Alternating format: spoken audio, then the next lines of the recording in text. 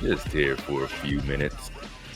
You know what we do when something jumps up in the news and it kind of sizzles for a little while. Uh, I got to finally react after being inundated with a whole bunch of crap, like I'm sure you have. And I'm a dude barely on uh, social media like that, man. So holy schmoly, what am I talking about? What's going on these days? Well, we know one of them is Mr. J to the Z. Girls, girls, girls, girls. All right. So let's just get right into it here for a second. Welcome to Last Call, making a video over here. Got a few videos out. Welcome back. Do me a favor and like, share, subscribe, if you will. Um, Help this little channel of mine grow for a little bit. All right. As you know, with some of the videos that I've done in the past, I'm really not into any gossipy type stuff. But like I say, if things are in the news and there's a lot of back and forth, or not even necessarily sensationalism around it, but some sort of current event that seems to spark interest and won't necessarily just die down as simple. Yeah, it kind of forces me to take that look at it and sort of give an opinion. So this one, as you see here, is about our boy Jay-Z. Simply, if you don't know about Jay-Z, he's you've been under a rock for maybe a couple of decades or so, not just as a person if you enjoy music or hip hop and stuff like that, but to see him grow from that into a business mogul, you know, uh, generally reach different tiers of crossover into the mainstream fame, into his partial ownership of the NFL and the whole halftime debacle and what he could do there as well. And I think getting into the billionaires club with some of his business decision making. And of course, you would know that he happens to be married to Beyonce, right? So, by all accounts, we could say this guy is doing very well until a few days ago, we are hit with a little bombshell about our boy Jigga. Now, as I was going to say, going back, there's a lot of things about this to look, even in entertainment purposes, not that anything with an SA is entertainment, but just that this sort of thing keeps happening to this sort of people, to these sort of people. I'm sorry for saying it like that. And when I say these sort of people who at one time in their careers boast about, how in demand they are, how beloved they are by the females, and look at the image of these two, and there's a reason why they're together. It's because one was accusing one of something and dragged the other one in there as well, and that's Jay-Z, who's been generally quiet about the whole matter, is now brought right in like a magnet, sucked right into this whole ordeal, and now would have to have some explaining to do. I keep thinking about the Nas lyric, where Nas says, now you getting girls just because of your looks? Negro, please.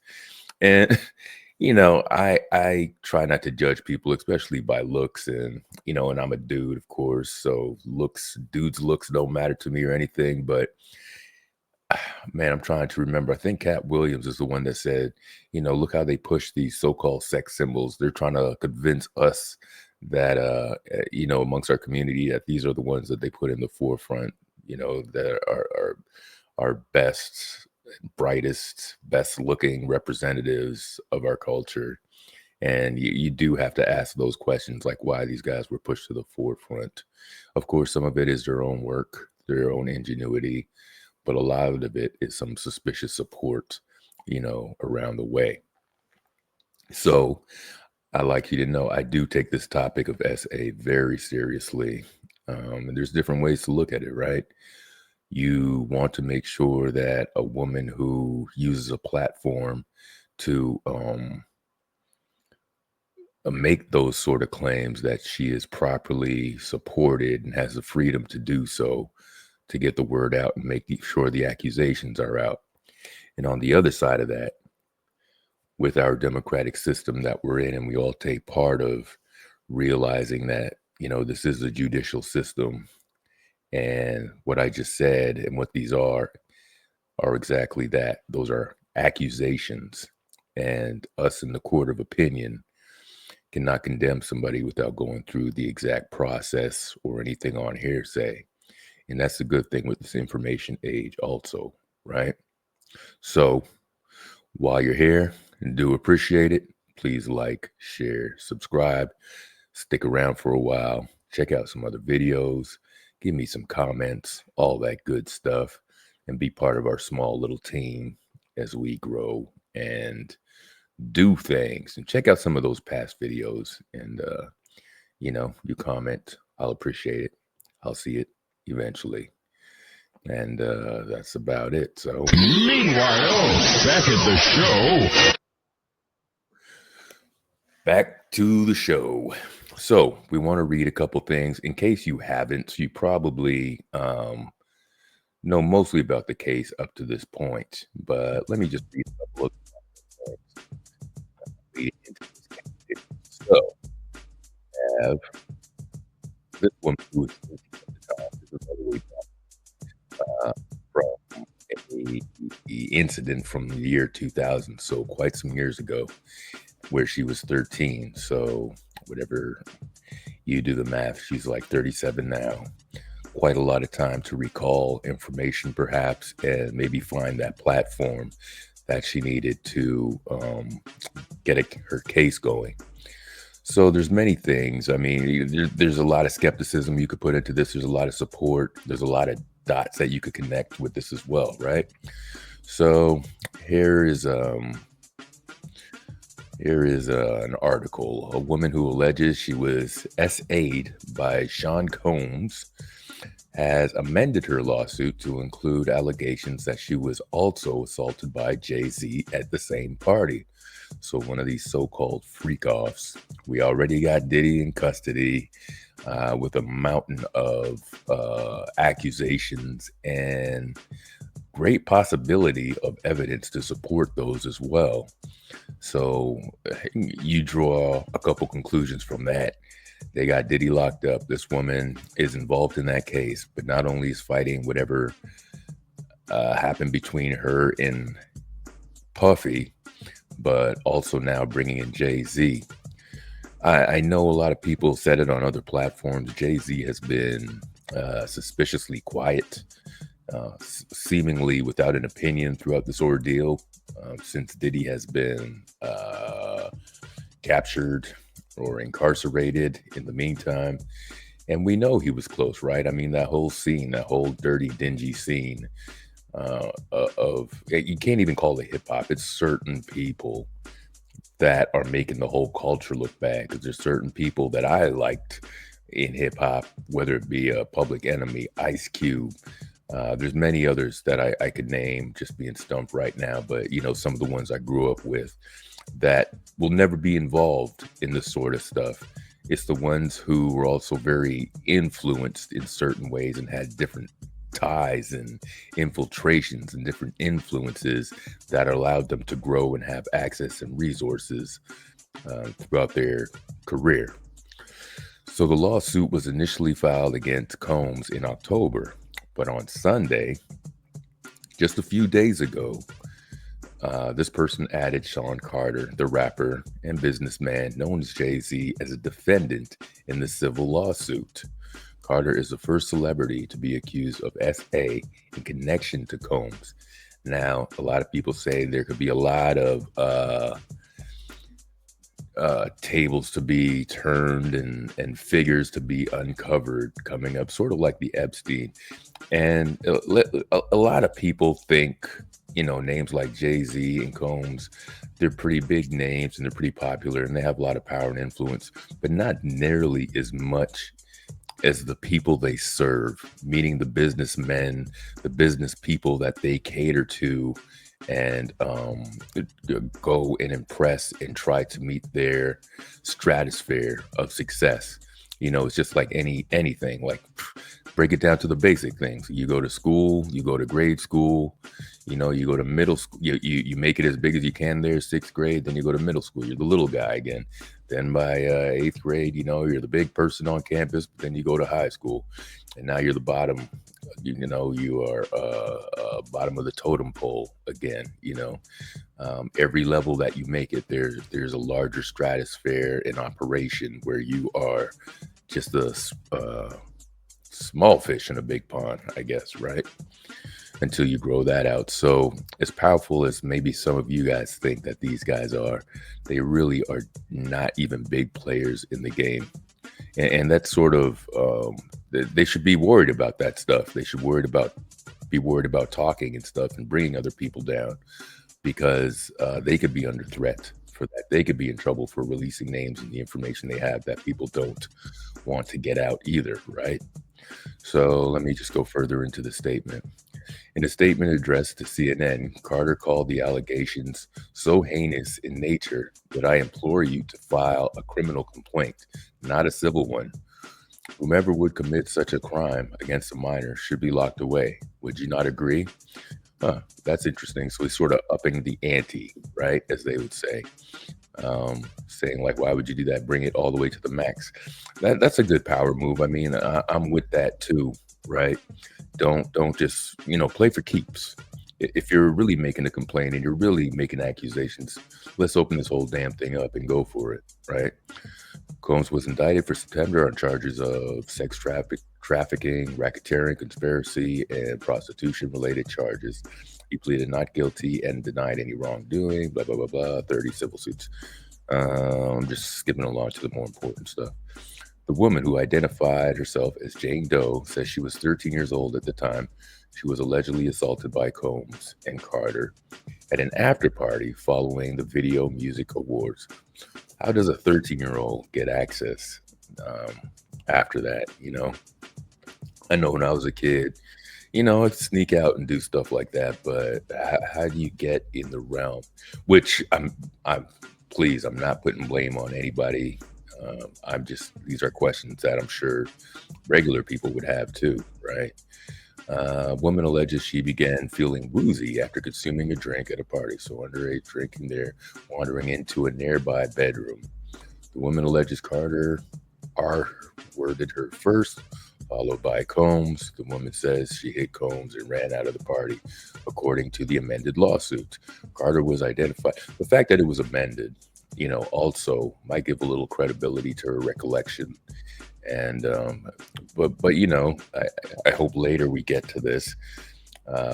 Jay-Z says that it's a setup, it's a bribe, which I'm right now, I'm either way on it. It could be because it's the sleaze of the business and the past of those so-called gentlemen, but we also know women look for a paycheck in these sorts of situations. And not saying that that's it. I am just raising a couple questions here. Carter was identified in the initial lawsuit as Celebrity A. Okay, so there was a lot of question to that person.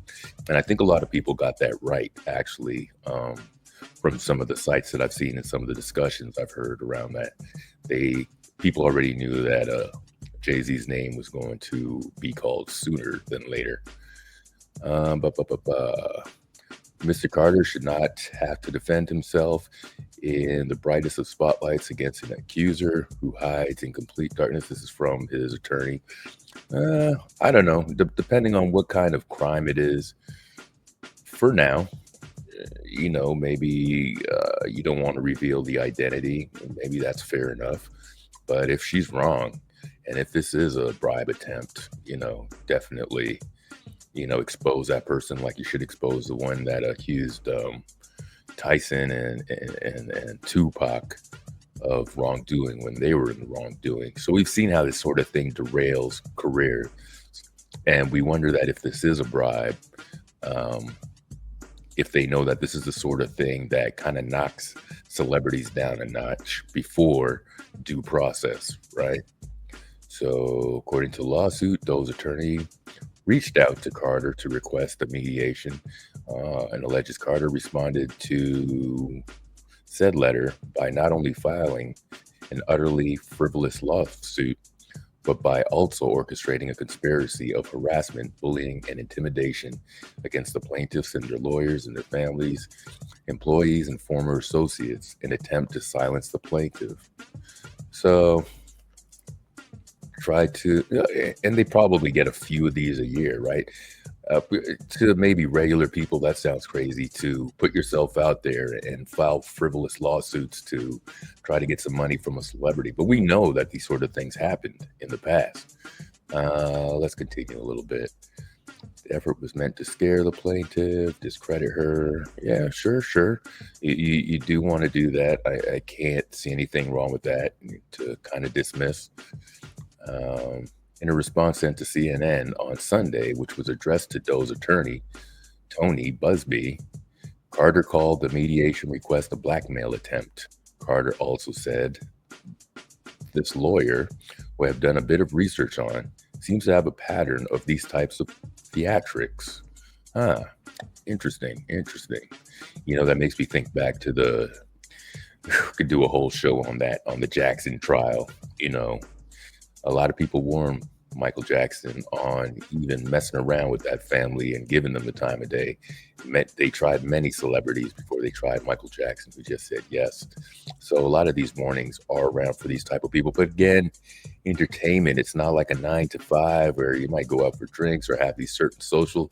This is an ongoing of just sleaze, sleuth, gossip, after parties, obviously underages, you know. I don't know. The more I kind of look into this, it kind of looks like a frivolous lawsuit. But again, I don't want to condemn anybody that hasn't gone through the court of law, and I don't want to condemn somebody who may have had a hard time finding a voice to come out and say something, right? Carter added in his statement that there's only heartbreaks for him and his family. His wife will have to explain to his children on down, who are about the same age, her and her friends, of the person in question as well. I'm paraphrasing some of it.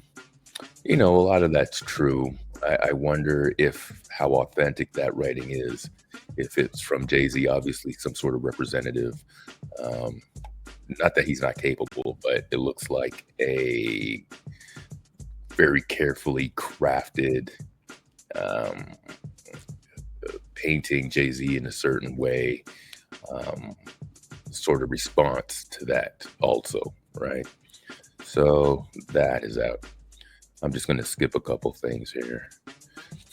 So basically the question is this a case of extortion, blackmail, or is this really something from Jay-Z's past that needs to not only be discussed, but brought to the forefront to be dealt with? Already going on in a lot of pages right now is some of Jay-Z's past and some of the youngins that he dealt with before, and even some of his counterparts. Remember, he did have a good relationship with R. Kelly at one time, and Dame Dash at one time too, who was scooped up Aaliyah. You know, it seems like a very sad business. Like a lot of the women go around with the same guys. A lot of guys go around with the same women, but yet they brag about their, money is resources, what you could get and what you could do with these resources also, right? And it doesn't really seem like freedom when you look at it that way. And I want to play this a little bit because it's one of the latest things that we've seen after Jay-Z sent the letter, sort of an analysis. Sunday to include Jay-Z. The accuser, identified only as Jane Doe, says she was sexually assaulted by both men at a Video Music Awards after party in 2000.